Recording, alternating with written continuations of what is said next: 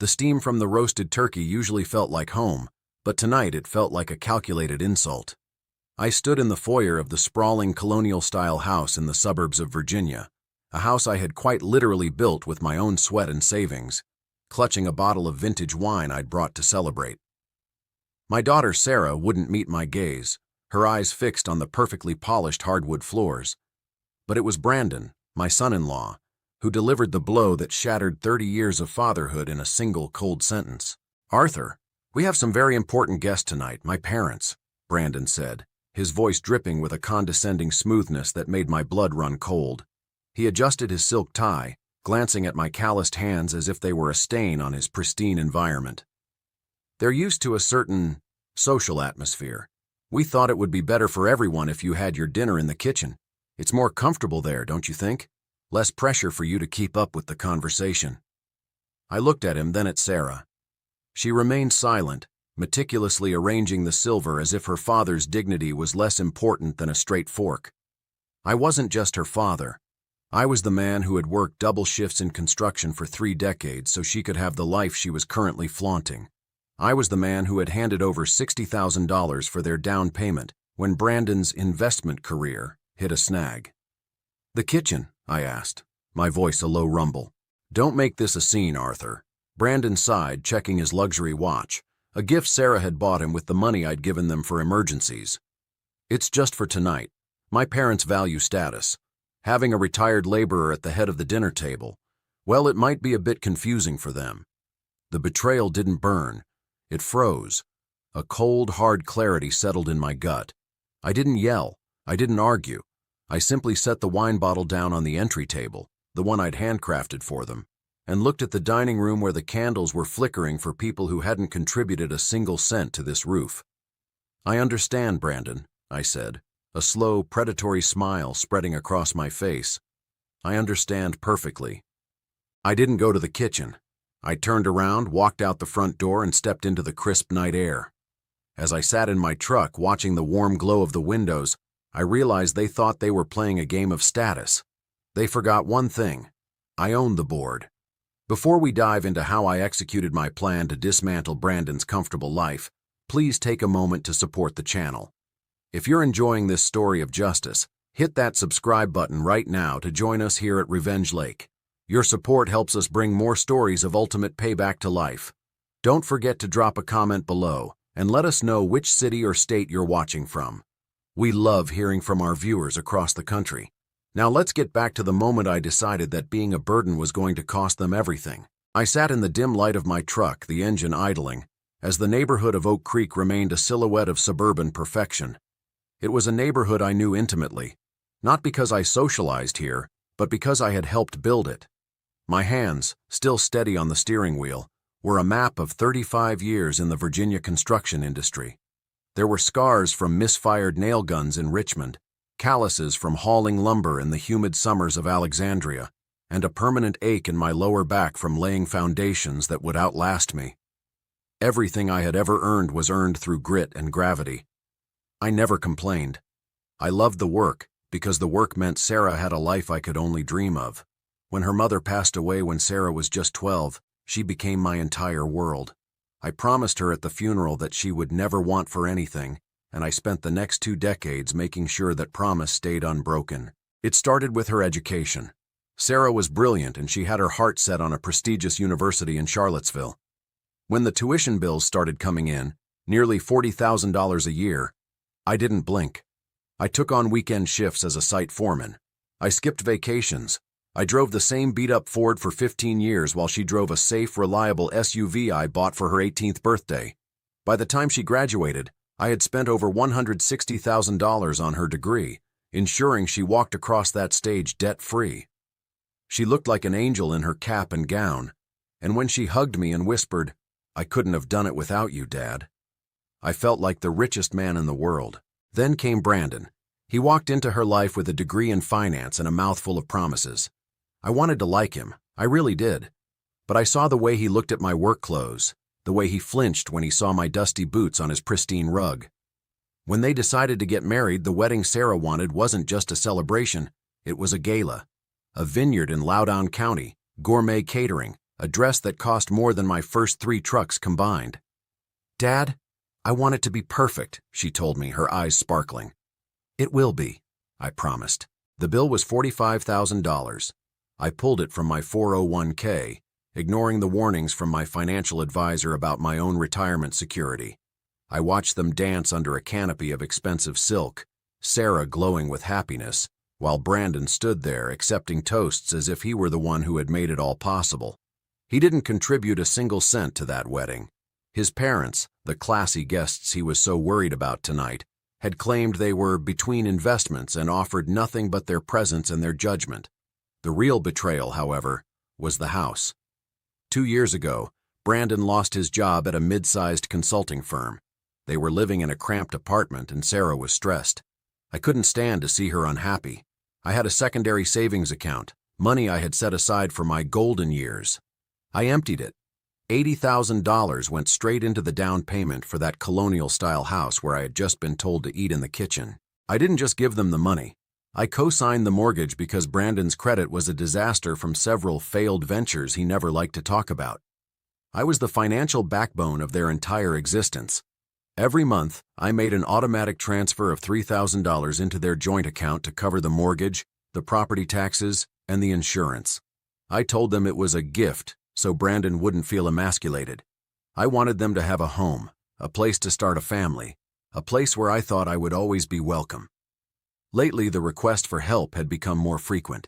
A $5,000 bridge loan for Brandon's new startup. A $3,000 emergency fund because the AC went out. I never said no.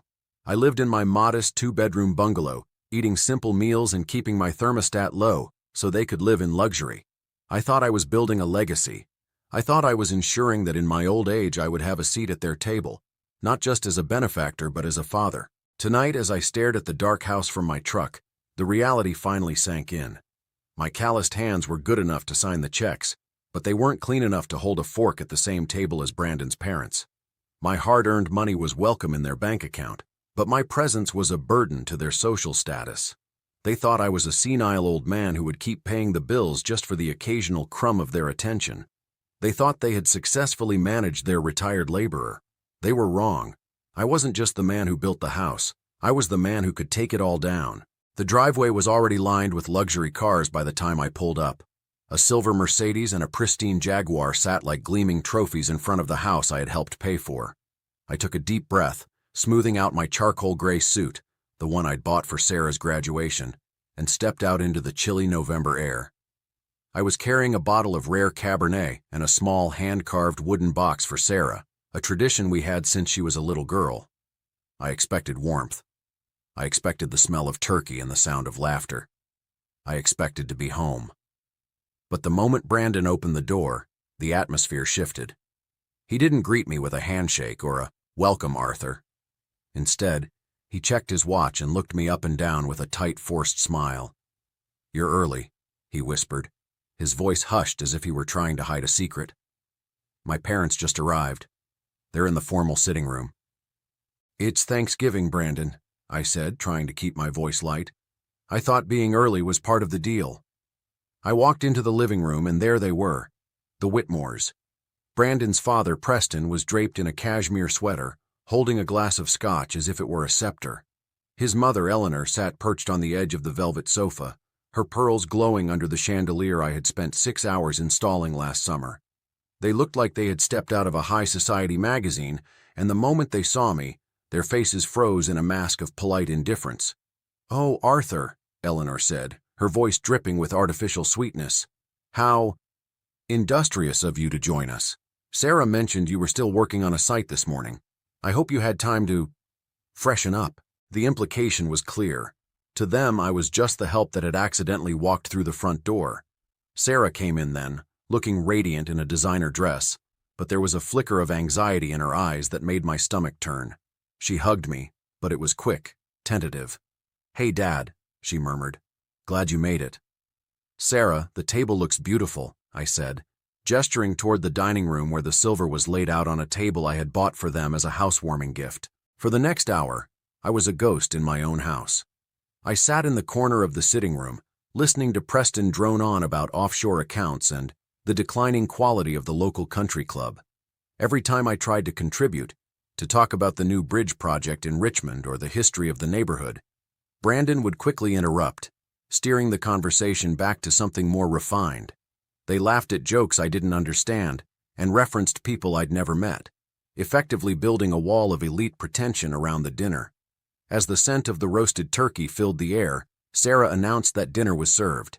My mouth watered, not just for the food, but for the tradition of sitting at the head of the table as I always had. But as the Whitmores began to migrate toward the dining room, Brandon placed a firm hand on my shoulder, pulling me back into the hallway. "Arthur, a word," he said, his voice dropping to a low, cold hiss. I followed him into the corridor away from the guests. "What is it, Brandon? Is everything okay?" He sighed, looking at me with a mixture of pity and annoyance. "Look, Arthur, let's be realistic. My parents, they're from a different world. They value a certain level of social etiquette, especially during the holidays. They've spent the last hour talking about high-stakes litigation and European art. Honestly, your stories about pouring concrete and union disputes, it's a bit jarring for them." I felt a cold prickle at the back of my neck. Jarring? I'm the father of the bride, Brandon. This is my family. "And we appreciate everything you've done," he said, and I could hear the but coming before he even spoke it. "But tonight is about making an impression. Preston is considering me for a senior partnership. If things go well, our financial future is set. We just can't risk any social awkwardness." He paused, glancing toward the kitchen. "We've set up a lovely spot for you in the kitchen. It's quiet, and the staff, well, the girl we hired to help, is there. You'll be much more comfortable. You can eat in peace, without the pressure of having to keep up with the conversation." The world seemed to go silent. I looked past him into the dining hall. I saw Sarah placing the finishing touches on the centerpiece. She looked up, caught my eye for a split second, and then immediately looked away. She knew. She had been part of the decision. "The kitchen?" I asked, my voice barely a whisper. "You want me to eat in the kitchen like a hired hand? In the house I paid for? At the table I bought?"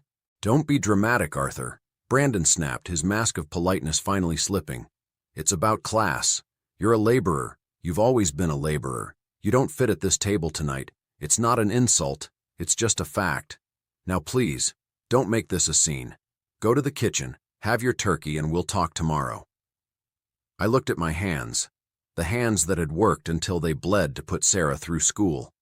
I looked at the man standing before me, wearing a suit that cost more than my first truck, a suit he'd bought with the money I'd loaned him. He stood there with such arrogance, such unearned superiority, that I felt a wave of clarity wash over me. "You're right, Brandon," I said, my voice suddenly calm, steady as a mountain. "I don't belong at this table." He looked relieved. "Thank you for understanding, Arthur. I knew you'd be reasonable." "Oh, I'm being very reasonable," I replied. I didn't walk to the kitchen. I walked to the coat closet. I grabbed my coat and my car keys. Sarah came into the hallway then, her face pale. "Dad? Where are you going? Dinner is starting." I looked at my daughter, the girl I had sacrificed my life for. "I'm going where I'm appreciated, Sarah, and since I'm apparently just a laborer, I think it's time I started acting like a businessman." "Dad, please, Brandon just thought—" "I know what he thought," I interrupted, "and I know that you stayed silent while he thought it." I walked out the front door without another word. The Whitmores were laughing in the dining room, the sound of silver clinking against china echoing behind me. As I stepped into my truck, I didn't feel sad. I didn't feel broken. I felt focused. Brandon thought he could relegate me to the kitchen? He forgot that I wasn't just a guest in that house. I was the foundation. And if you remove the foundation, the whole house comes crashing down. I pulled out of the driveway, looking at the glowing windows of the colonial mansion one last time. By this time tomorrow, that glow was going to be a lot more expensive than they ever imagined. I checked into a budget motel on the outskirts of town, a place called the Silver Pine. It was a far cry from the vaulted ceilings and marble countertops of the house I'd just left, but the air here felt cleaner. It wasn't tainted by the smell of expensive perfume and the stench of arrogance. I sat on the edge of the stiff mattress, the flickering neon sign from the parking lot casting a rhythmic blue glow across the room. My phone was buzzing incessantly in my pocket. Sarah.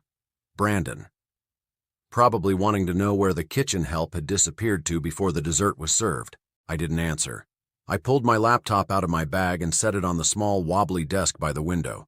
My hands were steady now, a cold, analytical focus replacing the white-hot rage from earlier.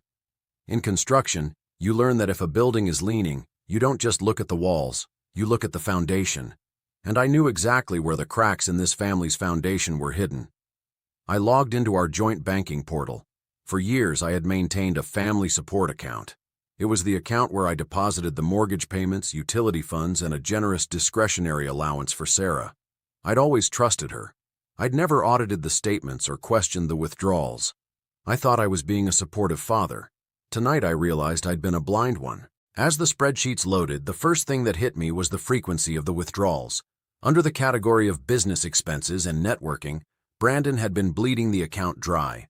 I saw charges for high-end steakhouses in D.C., $400 lunches, and $1,200 spent at a luxury men's boutique in Tyson's Corner. This was the class he was so proud of, a lifestyle purchased with my sweat while I was eating ham sandwiches on a job site to save every penny. But then I dug deeper.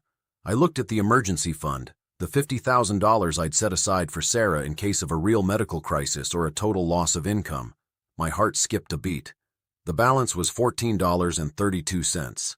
I scrolled through the history, my eyes narrowing.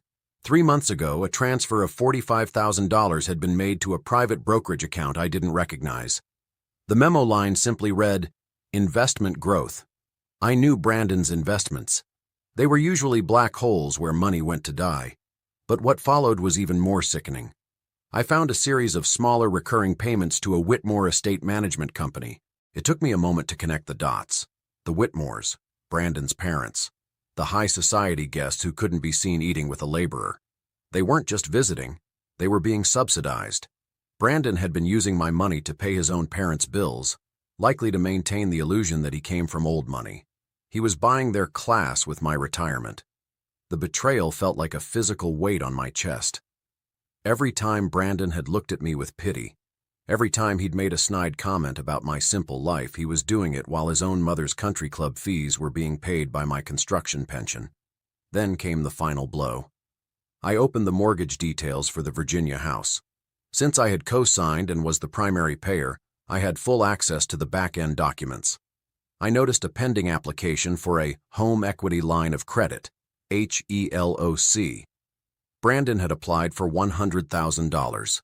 Using the equity I had built with my massive down payment. On the application, he had listed himself as the primary owner and had even attempted to forge my digital authorization, claiming I was incapacitated or unavailable for signature due to my age.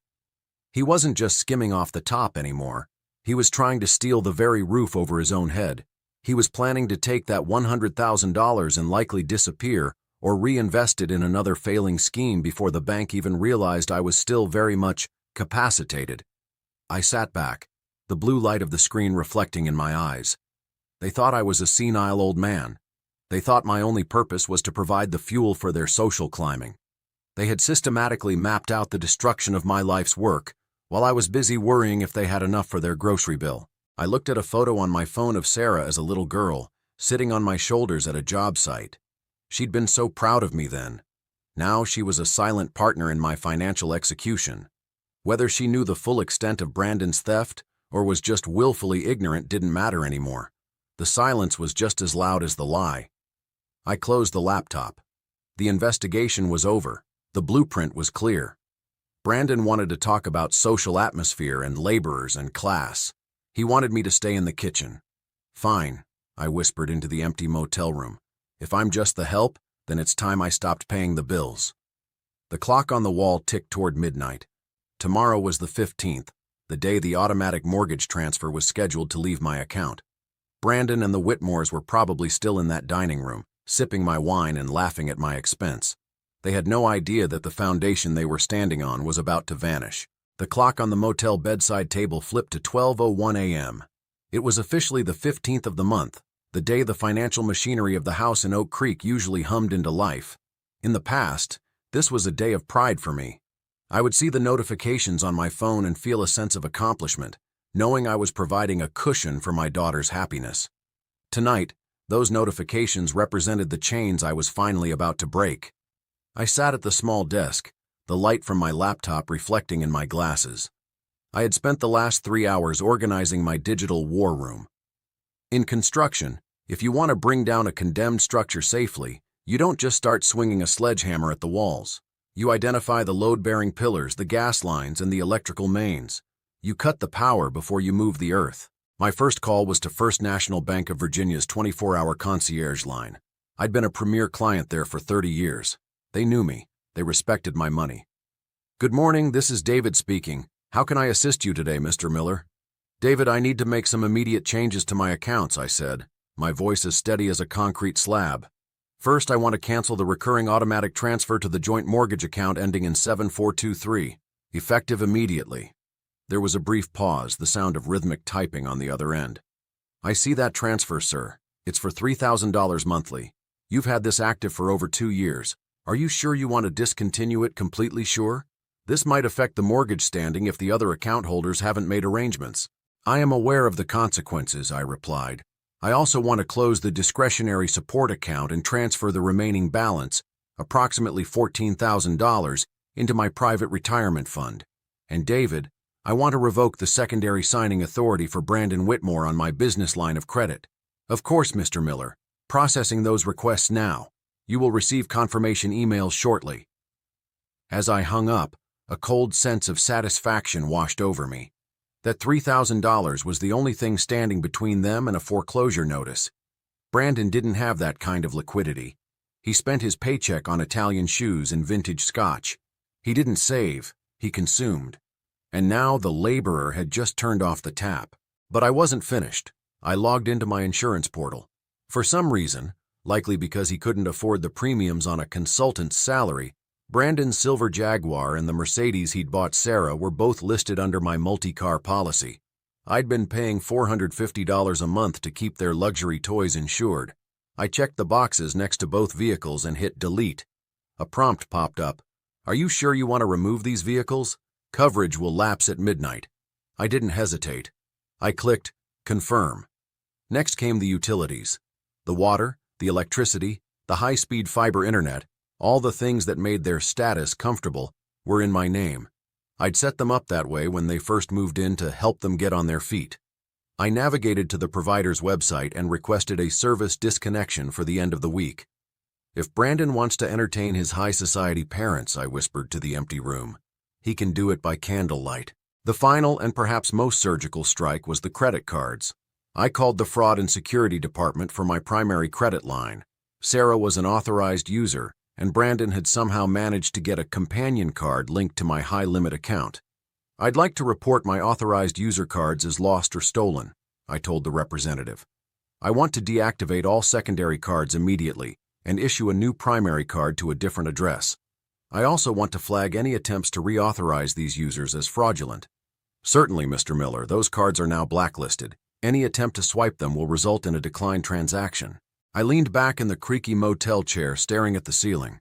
I could almost picture the scene tomorrow.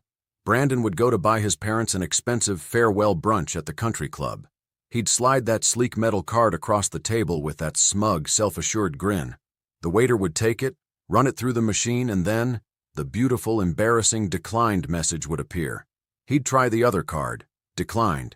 He'd check his bank app and see a big fat zero where my $3,000 was supposed to be. The panic would start to set in. He'd realize that the laborer he'd banished to the kitchen was actually the architect of his entire world. I wasn't doing this to be cruel to Sarah. I was doing this because she needed to see the man she had married for who he truly was, a parasite wearing a designer suit. And she needed to see that her father wasn't just a source of money, but a man who deserved respect. The Whitmores, Preston and Eleanor, would be the first to feel the chill. They were used to a certain social atmosphere, after all. They were about to find out how quickly that atmosphere evaporates when you're standing in a house with no power, no insurance, and a mortgage that's about to go into default. I felt a weight lift off my shoulders. For years I had been carrying them. I had been the silent engine beneath their feet, keeping them moving while they looked down on me. "The game is over, Brandon," I thought, closing my laptop. "You wanted me out of the dining room? Well, I've just taken the table, the chairs, and the roof with me. I lay down on the motel bed. The mattress was hard, the pillow was thin, but I slept better that night than I had in years. I was no longer a benefactor. I was a man of business, and business was about to get very offline for the house in Oak Creek. I was sitting in a small, nameless diner on the edge of the county, the kind of place where the coffee is strong and the people don't ask questions. I had a plate of simple scrambled eggs in front of me, the first meal I'd eaten in peace in years. My phone, resting on the Formica tabletop, began to vibrate with such intensity it nearly slid off the edge. Brandon. I let it ring until it cut off, then watched as it immediately started again. Then came the texts. Arthur, pick up the phone. The bank is saying there's a problem. Where are you? I took a slow sip of my coffee, savoring the silence before I finally swiped the screen to answer. Arthur, thank God. Brandon's voice exploded through the speaker, but the smooth, condescending tone from last night was gone. In its place was a high-pitched, frantic edge. Look, there's been some massive glitch at the bank. We're at the country club for the farewell brunch with my parents, and the card just got declined. It's embarrassing, Arthur. I had to tell them the bank was doing maintenance. You need to call Tom Bradley and fix this right now. It wasn't a glitch, Brandon, I said, my voice low and steady. What? What are you talking about? I canceled the cards, and the mortgage payment, and the utilities. I believe you mentioned last night that I don't quite fit into your social atmosphere, so I decided to remove myself from your financial atmosphere as well. There was a long, suffocating silence on the other end. I could hear the muffled sounds of the country club, the clinking of silverware, the polite laughter of people like the Whitmores. Then Brandon's voice came back, no longer asking, but demanding. You can't do that. That's our house, our credit. My parents are sitting right there, Arthur. If the mortgage doesn't go through, the bank will flag the account for foreclosure by Monday. Do you have any idea what you're doing? You're acting like a senile old man. You're having a breakdown because of a seat at a table? Grow up. I am grown up, Brandon. I'm grown up enough to realize that I've been subsidizing a parasite, I replied. And as for the senile comment, I've spent the last 12 hours looking at the numbers. I saw the $45,000 you funneled into that investment account. I saw the payments to your parents' estate management. You didn't just want me in the kitchen, you wanted me in the grave so you could have the rest of it. Before he could respond, I heard the phone being snatched away. Dad? Dad, is that you? It was Sarah. She was crying, that frantic, gasping sob that used to make my heart melt instantly. Dad, please. Brandon is losing it. His parents are looking at us like we're criminals. The bank said you reported the cards as stolen. Why would you do this to me? To your own daughter? I didn't do this to you, Sarah, I said, and for a second my voice cracked, but I pushed through it.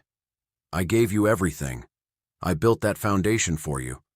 But last night, when your husband told me I was a burden and sent me to the kitchen to eat like a servant, you didn't say a word. You watched him do it. You chose the Whitmore's approval over your father's dignity. It was just one dinner, Dad. Brandon was stressed about the partnership. It wasn't just a dinner, Sarah. It was a revelation. You've become someone I don't recognize. You're living in a house paid for by a laborer whose presence you're ashamed of. Well, if you're ashamed of the man, you don't get to keep the money. Dad, we'll lose the house. We have nowhere to go. Brandon's parents will never forgive us if they find out we're broke. Then I guess you'd better start looking for a smaller atmosphere, I said. Brandon, I know you're listening. Don't bother calling the bank. I've already moved the remaining funds. And that HELOC you tried to forge my name on? The bank's fraud department is already opening an investigation. You wanted a high-stakes life, son. Well, here are the stakes. The desperation on the other end was palpable now. I could hear Brandon whispering frantically in the background, likely trying to explain to his parents why they had to leave the brunch early. Arthur, wait, Brandon shouted, his voice cracking. We can fix this. We'll have dinner tonight. You can sit at the head of the table. We'll apologize to everyone. Just put the money back, please. If the mortgage bounces, I'm ruined. You were ruined the moment you thought respect was something you could buy with someone else's paycheck, I said. Enjoy your brunch, Brandon. It's the last thing I'm ever paying for. I hung up the phone. I didn't feel the surge of guilt I expected. Instead, I felt a strange, quiet power. For 30 years, I had been the one worrying about Sarah's tuition, her wedding, their house, their happiness. I had carried them on my back until I was hunched over. Now I was standing tall, and they were the ones who were finally realizing how heavy the world is when you have to walk on your own 2 feet. I finished my coffee, left a generous tip for the waitress, and walked out into the sunshine.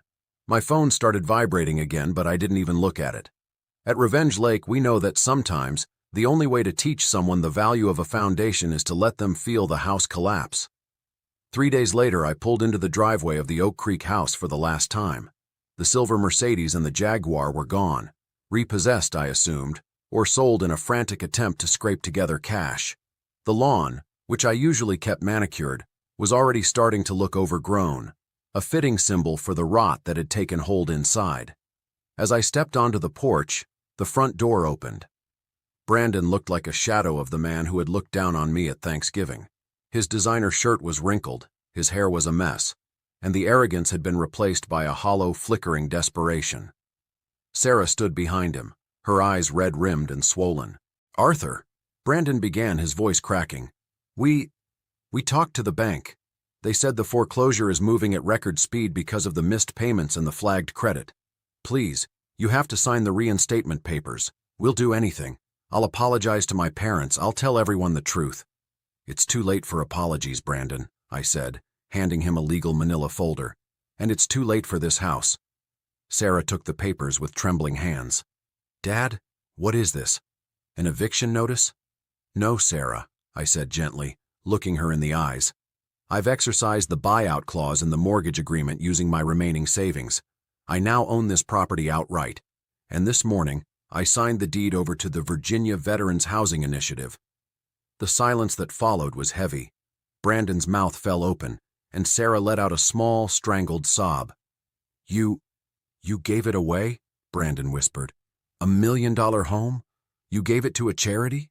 "I didn't give it away, Brandon. I invested it," I replied. "I invested it in people who actually understand the meaning of service and sacrifice.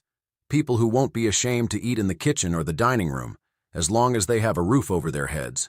Next week, 3 families of veterans who have lost everything will be moving in here.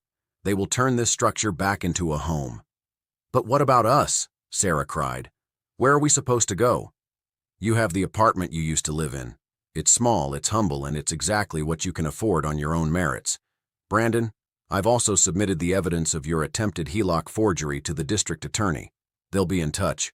I'm not pursuing charges if you leave quietly, but your career in finance is officially over." Brandon collapsed onto the porch steps, the same steps he'd stood on when he told me I was a burden. He was finally feeling the weight of the world without my hands to hold it up. I turned to Sarah. "I love you, daughter, but you chose to let this man diminish me for the sake of a social atmosphere. Now you get to live in the atmosphere you built. I hope you find the girl I used to know, the one who was proud of her father's calloused hands." I walked back to my truck, my heart feeling lighter than it had in decades. I wasn't just walking away from a house, I was walking away from the role of a doormat. As I drove away, I saw the first moving truck from the Veterans Initiative pulling into the street. My life's work wasn't going to fund a parasite's shoes anymore. It was going to provide a sanctuary for heroes. I drove toward the mountains, toward a small cabin I'd purchased by a lake, a place where the air was clear, the people were honest, and where I would never again be told that I didn't belong at the table. Respect is the only currency that doesn't lose its value when the market crashes. Brandon and Sarah learned the hard way that you can't build a life on someone else's sacrifice while treating them like a burden. I found my peace by the lake, knowing my hard work now serves those who truly understand the meaning of honor. If you enjoyed this story of justice and ultimate payback, please like this video and subscribe to Revenge Lake. We want to hear from you. Share your thoughts on this story in the comments below. Thank you for watching, and we'll see you in the next story.